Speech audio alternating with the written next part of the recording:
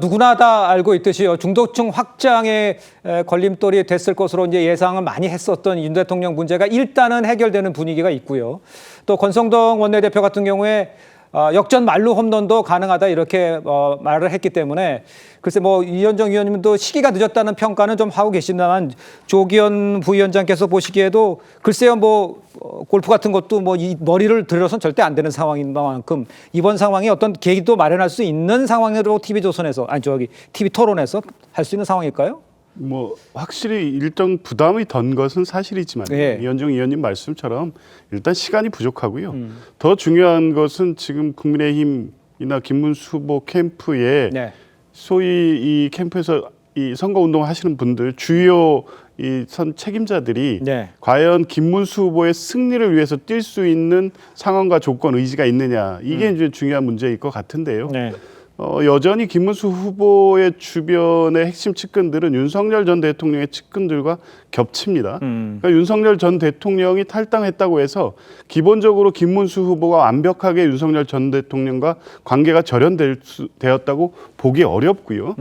전체적으로 지금 뭐 한 팀으로 말한다고 하면 핵심 플레이어라고 할 수 있는 한동훈 후보가 월요일부터 합류한다고 했지만 네네. 한동훈 후보 역시 과연 김문수 후보를 위해 전폭적인 지지 활동을 할 것이냐 그렇지 않은 것 같습니다. 최근까지 보인 행보는 본인의 정치, 대선 이후를 보는 행보를 하고 있는 것으로 보여져서 예. 그렇게 이제 선거 운동을 하는 모양새는 취하겠지만 과연 이게 이 팀이 이기기 위한 어떤 에너지로 집결될 수 있느냐 그게 안 되고 있는 것 같아요. 그러면 역전 말로 없는 한 방을 기대한다는 것이 지금 무망한 상황인 건 같긴 합니다. 그래서 예. 이 방향 분위기 전환의 계기는 분명히 됐지만 이거를 일거에 반전시켜서 17일 안에 선거의 어떤 극적 상황 변화를 만들기에는 지금 당 내부의 사정 그리고 주요 인사들이 이번 대선에 임하는 태도 여러 가지를 종합해 보면 쉽지 않아 보입니다. 알겠습니다. 국민의힘에서도 지금 모든 사람들이 좀 참여하라 뭐 이렇게 좀 독촉하는 상황인 것 같고 한동훈 전 대표 같은 경우도 일단 다음 주부터는 한다는 거 아니에요? 참여해서 같이 움직인다는 거 아니에요? 그러면 어떤 아까 좀 말씀해 주신 것처럼 어떤 모멘텀이 바뀔 수는 있는 상황이라고 봅니다. 시간은 좀 늦었다는 얘기도 많이 합니다. 아무래도 이제 선거를 좀 포기하려고 했던 분들 네, 투표를 예. 그리고 이제 이런 명분 때문에 또 뭐 다른 후보 지지로 넘어갔던 분들 뭐 예. 이런 분들을 다시 이제 선거판으로 좀 끌어올 수 있는 그런 효과는 분명히 있다고 봅니다. 네. 그렇지만 모르겠습니다. 한동훈 전 대표가 지금 선대위에 참여를 해서 네. 공식 선거 운동으로 이렇게 전환할지 아니면 본인이 그동안 해왔던 해피워크라는 그런 선거 방식이 있잖아요.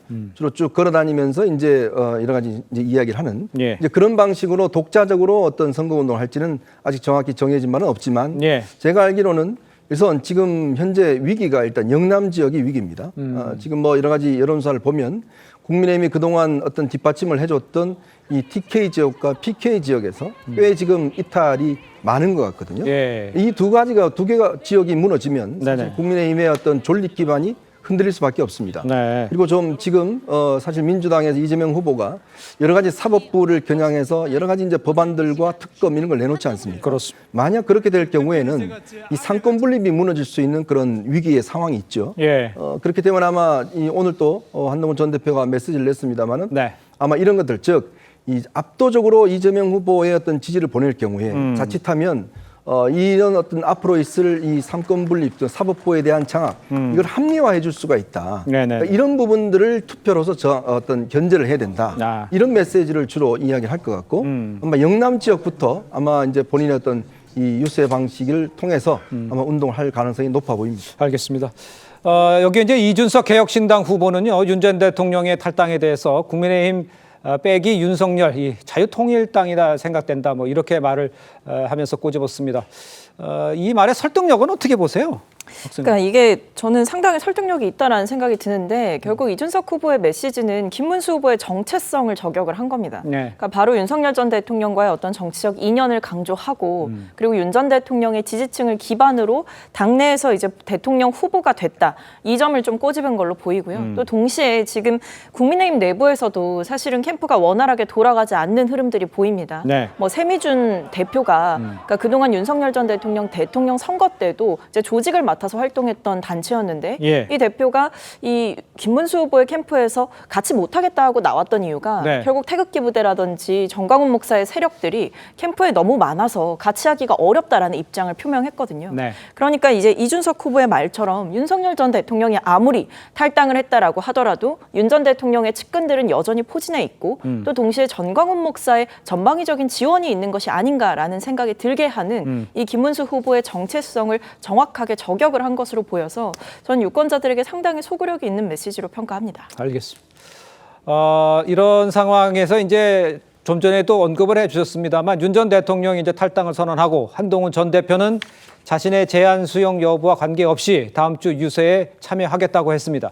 그러니까 이제 한동훈 전 대표가 참여를 하면 글쎄 뭐 비협조적이라는 지적이 나왔던 국민의힘 인사들도 유세에 힘을 싣는 계기가 될 수도 있을 것 같고 또 직접 한동훈 전 대표의 또 팬덤도 있고 이렇게 돼서 좀 긍정적인 효과로 물론 어렵다는 얘기들 많이 합니다만 그런 방향에서는 좀 어떻게 생각하세요? 네, 저는 긍정적으로 작용을 해야 될 것이다 이렇게 생각을 하고 네. 있습니다. 왜냐하면 계속해서 저희들이 얘기를 하는 것처럼 지금 오늘 이 이제 D-17일입니다. 네. 정말 짧게 얼마 남지 않은 이 선거 운동 기간에 다들 보수가 이제 분열하는 모습들만 계속 보여주고 있고 이 시점에서 가장 뜨는 분이 경선에서 탈락했던 안철수 후보가 상당히 뜨고 있습니다. 왜냐하면 경선에 참여했다라는 것은 내가 주인공이 되지 않더라도 그러면 경선에서 당선되신 분을 위해서 우리 국민의힘이 보수가 지지를 같이 이렇게 힘을 합칠 수 있는 그런 모습을 보여줘야 된다라는 그런 각오로 아마 경선에 나오셨기 때문일 거라고 저는 생각을 하고요. 예. 또 한동훈 전 대표님께서 이제 SNS 상으로 이제 계속 이재명 후보와의 이제 전쟁을 하고 있다 이렇게 말씀을 하셨는데 네. 저희들도 국민의힘에 진짜 계속 저희 선대위가 제대로 꾸려지지 않고 있다. 저희가 정말 진짜 민주당에 비해서 힘이 없다. 이런 욕을 먹고 있더라도 다 일선에서 이렇게 다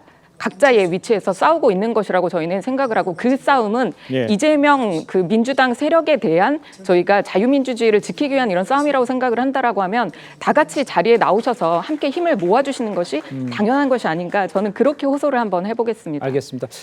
그러니까 이제 하나로 뭉치는 그런 힘들을 보여줘야 그렇게 모아야 그나마 승부를 가름해 볼 수 있는 그런 상황이라는 것만은 확실해 보이는데 이현정 의원님 그럼 네. 지금 이 시점에서 그럼 국민의힘이 이 문제를 돌파하기 위해서는 어떤 것부터 먼저 해결하는 것이 가장 급한 거라고 보십니까? 일단 지금 중도 확장에 대한 문제 이게 이제 한계점에 있는 것이거든요. 네. 그러니까 김문수 후보가 가지고 있는 어떤 특성, 그 아까도 이야기했지만 이제 자유통일당의 예전에 대표를 했고 예. 좀 강성 보수 이미지가 있지 않습니까?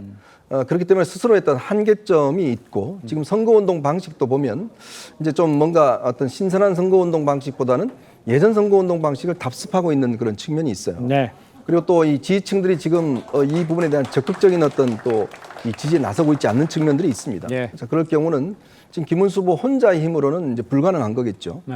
그런 측면에서 좀 더 본인이 어떤 적극적인 메시지를 좀 내야 될 거예요. 본인이? 왜냐하면 예. 지금 일단 이제 윤 전 대통령이 탈당하긴 했지만 그동안 탄핵이라든지 이런 문제에 대한 좀 더 확실한 입장들 예. 그리고 이제 극우 어떤 세력들과의 어떤 연을 끊는 문제 이걸 좀 더 명시적으로 좀 보여줘야 될 것 같다. 그리고 지금 이제 범보수 진영이 함께 하기 위해서는 좀 더 설득하는 모습을 좀 보여줘야 되지 않을까? 예. 한동훈 전 대표는 일단 이제 합류했습니다만은 네. 지금 한덕수 전 총리 같은 경우는 뭐 지금 잠깐 참여하시고 난 다음에 모습을 안 드러내고 있고 글쎄 홍준표 지금 전 시장은 이제 뭐 당을 떠나버렸으니까 네네네. 뭐 거기에 특사를 보낸다고 하지만 돌아갈 가능성은 좀 별로 없을 거로 보여지고 그렇습니까? 어쨌건 여러 가지 지금 전체를 좀 뭔가 리더로서의 어떤 포용하고 뭐 이끌어가는 부분들 네네. 저는 좀 그런 방식의 지금 뭔가 이 본인의 어떤 위상을 좀 높여야 되지 않을까. 그러니까 이게 존재감이 이게 드러나지 않으면 사실 후보에 대한 어떤 이 존경과 또 후보에 대한 집중력이 떨어지거든요. 네네. 그러니까 그러기 위해서는 일단 내일 토론회도 잘해야 되고 아. 또 당내의 어떤 본인의 장악력을 높여야 된다. 아. 그런 생각이 듭니다. 알겠습니다. 당내에서의 장악력, 리더십 같은 걸 또 보여줘야 되고 중도 확장성에 대한 뭐 확실한 것들을 보여주는데 아마 이번 TV 토론이 아마 확인해 볼 수 있는 첫 번째 시험대가 될 것으로 예상이 됩니다. 아까 이현정 위원님이 잠깐 언급을 해주셨습니다만 국민의힘에서는요 홍준표 전 시장을 설득하기 위해서 하와이의 특사단을 구성을 해서 김문수 후보의 손편지까지 전달할 예정입니다. 특사단은 내일 출국할 예정인데 지금 말씀하신 대로 돌아오지 않을 것이다라고 홍준표 전 시장의 생각을 이현정 의원님께 얘기를 해주셨는데 홍 시장이 그 입장을 달리해서 달라질 가능성 이거는 조기현 변호사께서는 어떻게 보세요? 저는 뭐 그럴 가능성이 전혀 높지 않다고 봅니다. 네. 전혀 없다고 보는 게 맞을 네. 것 같아요. 그러니까 국민의힘에서 지금 소위 특사단 보내는 것도 좀 우스꽝스럽습니다. 어떤 면에서 그렇습니까? 그러니까 지금 이 급박한 선거 시기에 예.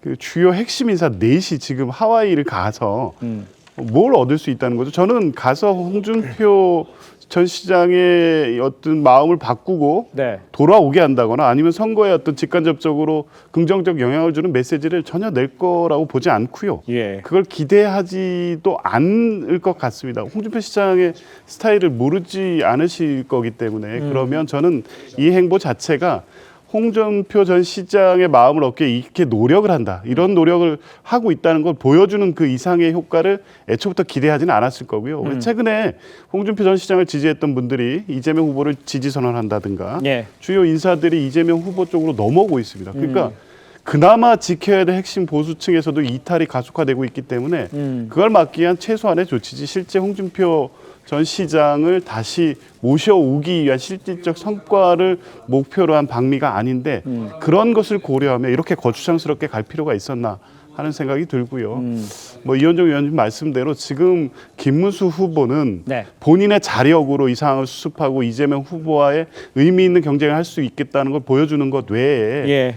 어떤 다른 어떤 힘, 그러니까 한덕수 전 총리의 또 이 태도를 바꾼 지지, 예. 한동훈 후보의 적극적 지지, 홍준표 시장이 마음을 바꿔서 다시 돌아오는 지지, 이런 걸 기대하기는 지금 어려운 상황인 것 같습니다. 알겠습니다. 말씀 나온 김에 그 박성민 전 최고께서는 왜 홍준표 전 대표의 총리설 이야기도 좀 있었잖아요. 그거에 대해서는 글쎄 어떤 생각을 갖고 계세요? 일단 근데 그 부분은 사실이 아니다라고 이제 말을 선을 했죠. 그은 바가 예. 있기 때문에 사실 뭐 낭설이다 이렇게 보는 것이 조금 더 정확할 것 같고요. 네. 아무래도 선거 기간이다 보니까 그리고 홍준표 뭐 후보 측의 지지자들이 이재명 후보를 지지하는 현상이 나타나고 그리고 홍준표 전 후보가 사실은 국민의힘 측 인사들과는 제대로 교류하지 않는 모양새임에도 불구하고 예. 이재명 후보와는 통화를 했다라는 사실이 알려지게 되면서 두 사람 사이의 관계가 좀 많은 주목을 받으면서 나온 일종의 소문에 불과하다 이렇게 생각이 드는데요. 네네. 근데 그것과 별개로 지금 홍준표 전 대구시장은 사실은 국민의힘이라는 정당에서 굉장히 오랫동안 정치를 해온 분이고 네. 어떻게 보면 전통적인 보수층의 지지를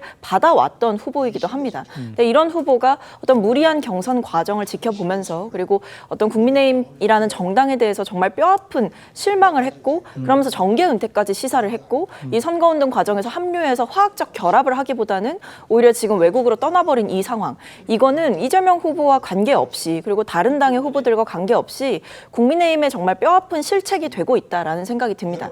아무리 이게 특사를 보내서 마음을 달랜다라고 하더라도 이게 결국에 본질적으로는 윤석열 전 대통령의 출당 여부와 관계없이 경선 과정에서 있었던 일들 그리고 경선이 끝나고 이뤄졌던 어떤 무리한 후보 교체 이런 것들이 다 맞물리면서 벌어진 현상이기 때문에 결국 본질을 제대로 봐야 된다. 홍준표 전 대구시장의 마음을 그렇게 쉽게 돌리기는 어려울 거다라는 생각이 듭니다. 알겠습니다.